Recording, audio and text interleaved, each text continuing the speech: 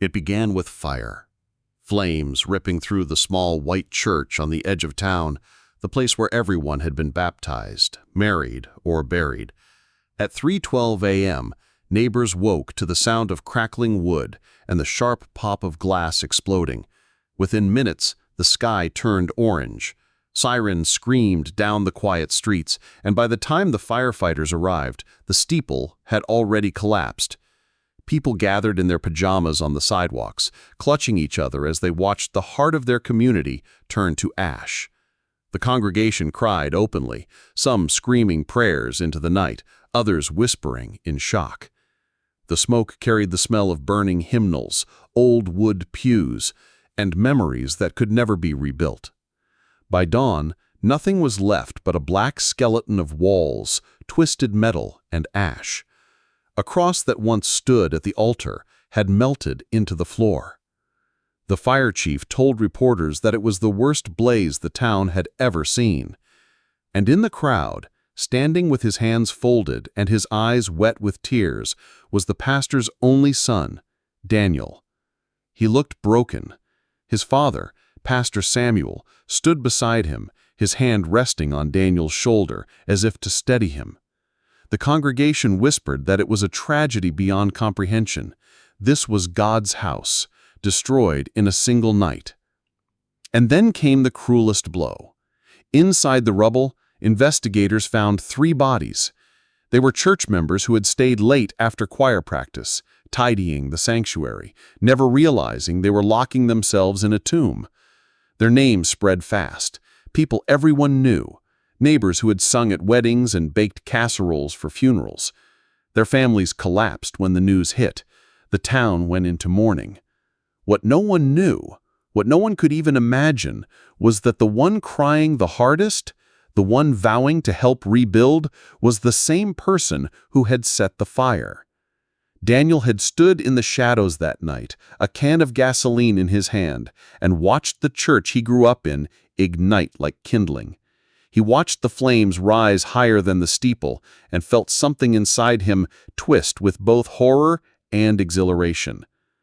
Now, only hours later, he was being hugged by grieving families, called a pillar of strength for his father, and whispered about as the boy who had suffered the greatest loss. The town believed him innocent, a victim. No one suspected that the pastor's son had lit the match.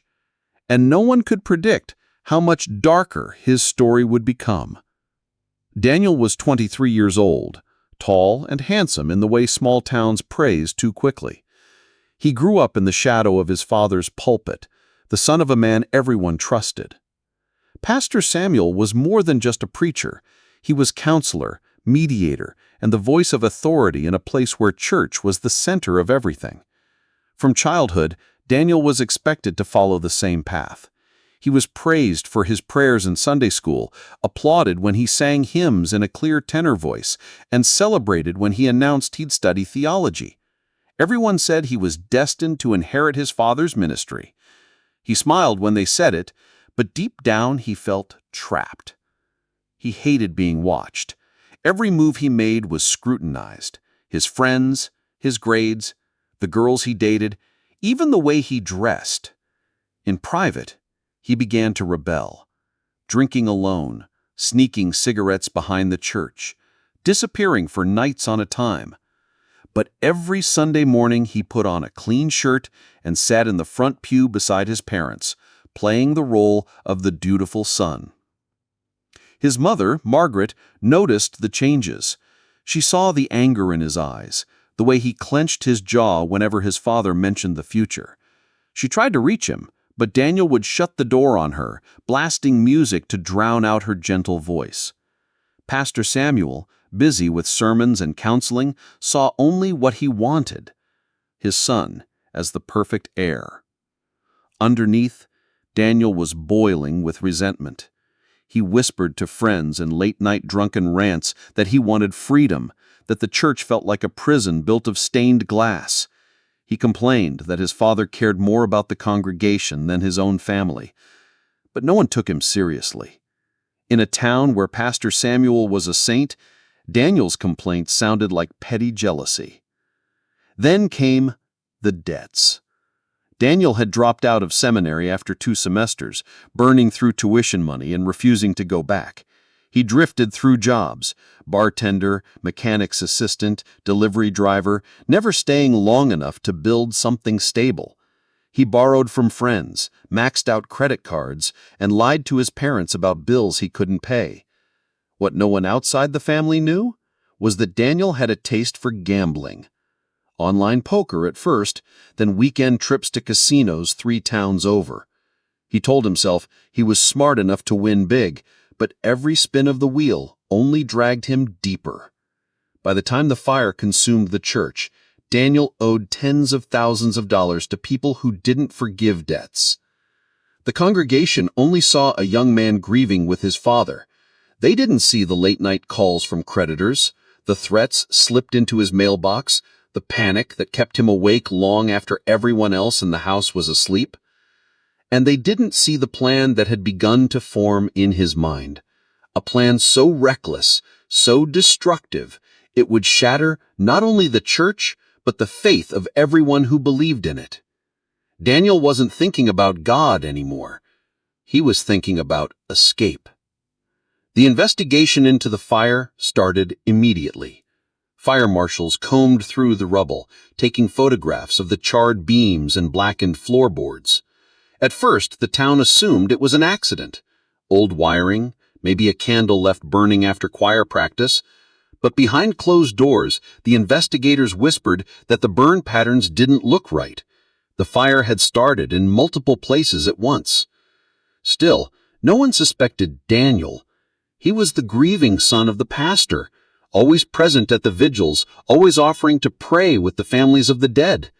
He cried so convincingly that people clutched him to their chests, saying he was proof of God's strength in dark times. Behind the tears, though, Daniel was unraveling. The moneylenders had grown impatient. They left voicemails promising that broken bones would be his next reminder. One night, a man in a leather jacket waited outside his car, smiling with a threat that chilled Daniel's blood. He had 7 days to pay. Daniel tried to push the fear down, but it bled into everything. When he stood beside his father at memorial services, reading scripture in a trembling voice, he wasn't thinking about God's comfort. He was thinking about whether he'd still be alive in a week. The pressure twisted something inside him. Instead of guilt for the fire, he felt rage. Rage that he was expected to carry the weight of a congregation. Rage that nobody knew the truth. Rage that his father still spoke proudly of him in public. He started drinking harder, sneaking whiskey into a flask even at funerals. The lies grew thicker. Insurance adjusters came to inspect the ruins of the church.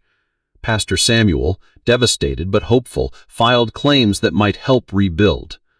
Daniel watched closely, realizing just how much money could move in the shadows of tragedy. Rebuilding would take millions. Insurance payouts meant opportunity.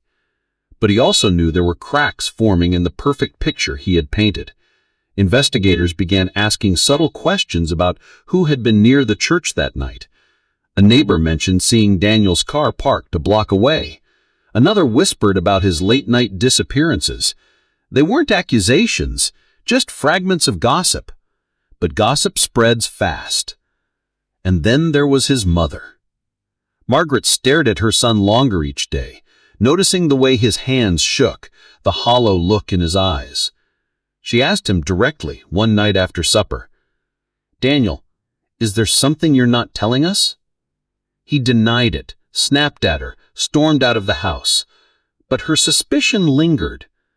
The pressure cooker tightened. Debts, lies, whispers, a mother's suspicion.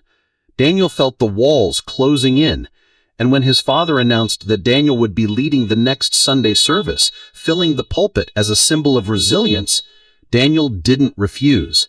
He smiled, nodded, and prepared. The congregation believed it was a gesture of healing. They didn't know that the young man who would stand at the altar that Sunday was not carrying a message of faith. It was the weight of a deadly secret that threatened to explode at any moment. Sunday came with a heavy silence over the town. The church was gone, but folding chairs had been set up under a large white tent near the ruins. Ash still clung to the ground, and the smell of smoke lingered in the air. Families gathered in their best clothes, clutching Bibles, whispering about resilience and God's plan. When Daniel walked up to the makeshift pulpit, the crowd erupted in applause. They saw a sun rising from tragedy, a symbol of faith in the ashes. He stood tall in a black suit, a Bible in one hand, his voice calm as he opened the service. But inside, his stomach twisted. Every face staring back at him felt like an accusation. He scanned the crowd and caught his mother's eyes, steady, searching, almost pleading. He looked away, forcing himself into the rhythm of Scripture. Then, in the middle of the sermon, something happened that no one expected.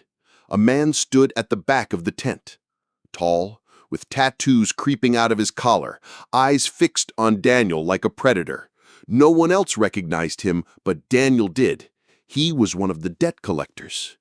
Daniel's voice cracked. He tried to continue, but sweat dripped down his forehead.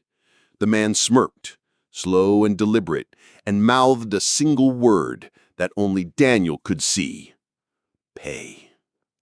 The sermon collapsed into nervous stumbles. His father quickly stepped in, wrapping an arm around his son and finishing the message for him. The congregation murmured sympathetically, assuming grief had overwhelmed Daniel. But his mother watched the exchange with growing dread.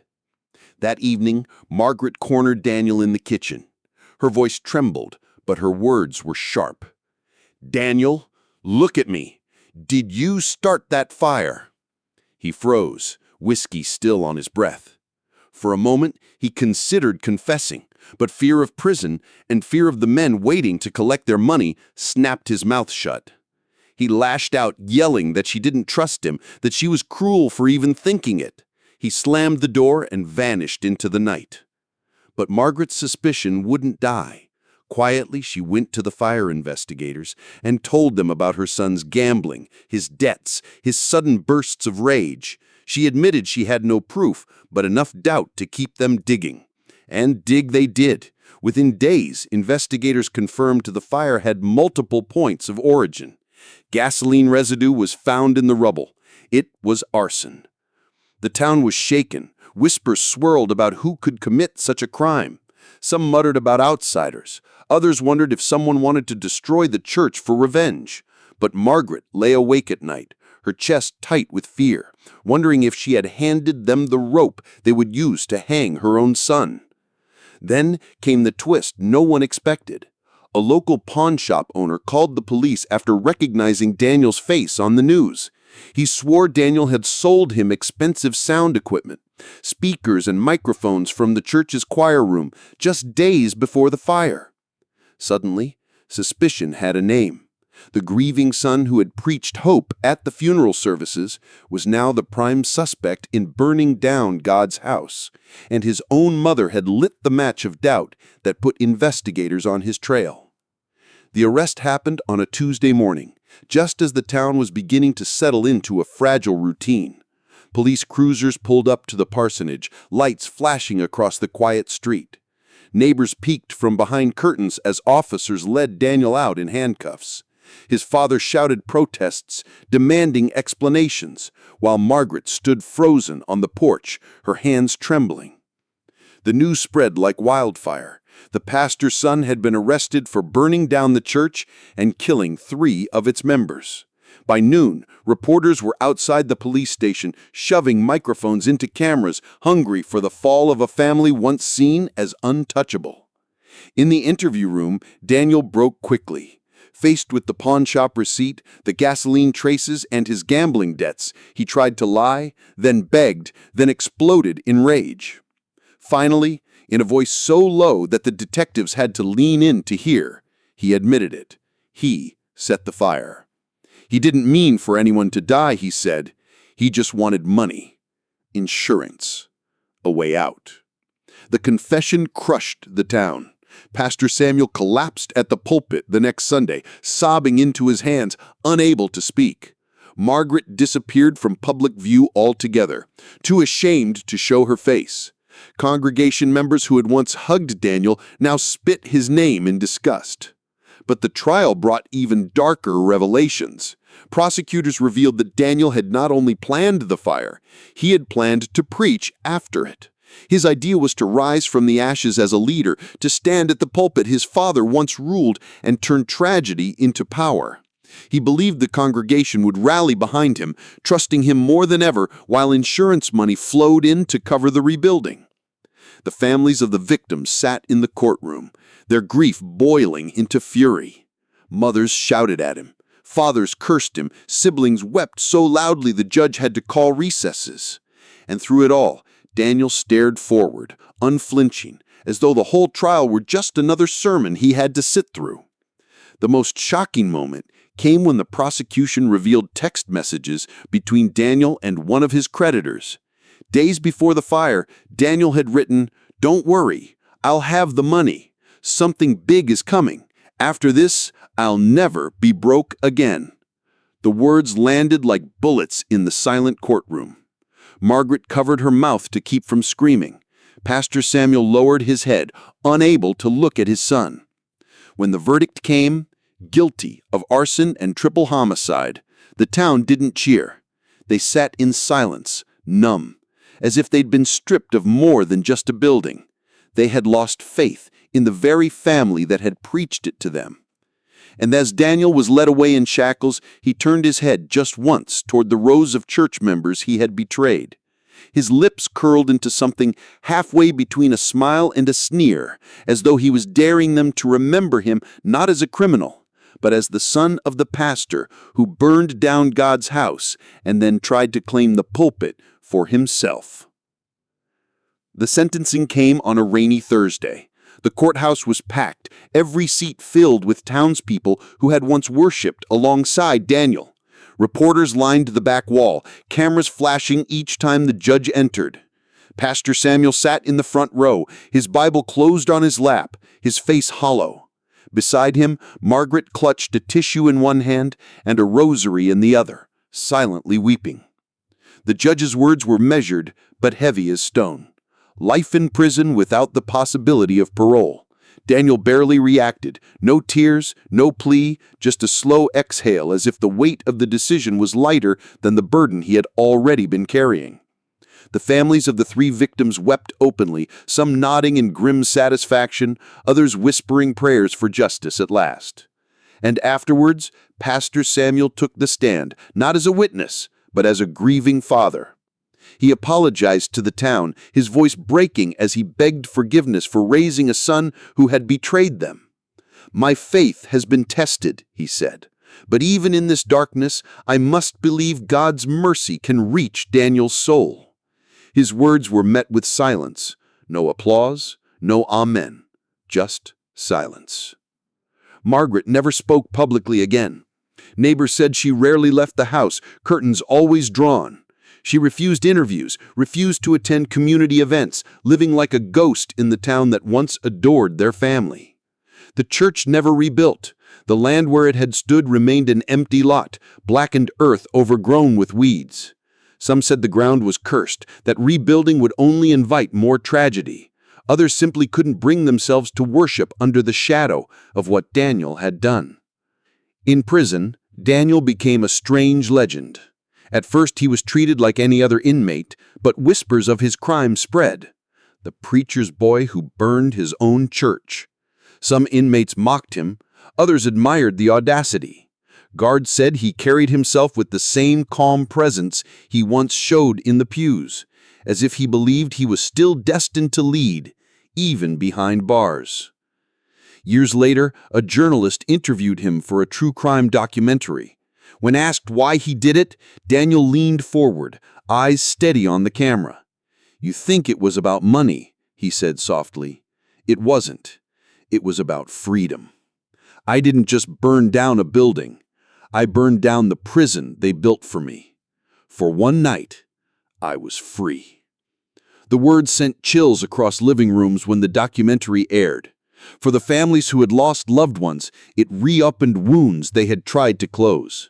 For the town, it was a reminder that their darkest chapter was not just history, it was immortalized, broadcast to the world.